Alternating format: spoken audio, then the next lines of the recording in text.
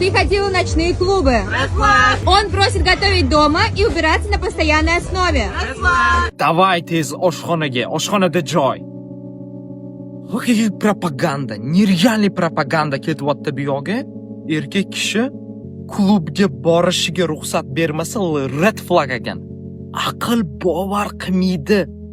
Libboy narsani chiqib hozirgi kunda libboy narsa deb tashlashyapti. Instagram shunaqa joy bo'lib qoldiki, bu yoqda intellektni insonlar, bu yoqda musor, hamma yoq aql bovar qilmaydi. Insonlar, ayniqsa yoshlar. Eshitmaylar shunaqa insonlarni miyasi ichiga kirib, sekin yillar davomida chiritish boshlaydi. Tasavvur qilasizlarmi, nochnoy klub. Kechqurungi klubga borishga ruxsat bermaslik red flag ekan. Nerealniy, bu nerealniy. Nimani targ'ib qilishyapti o'sha? Ko'rmaylar vashchi bunaqalarni. Umuman yo'qib tashlaylar.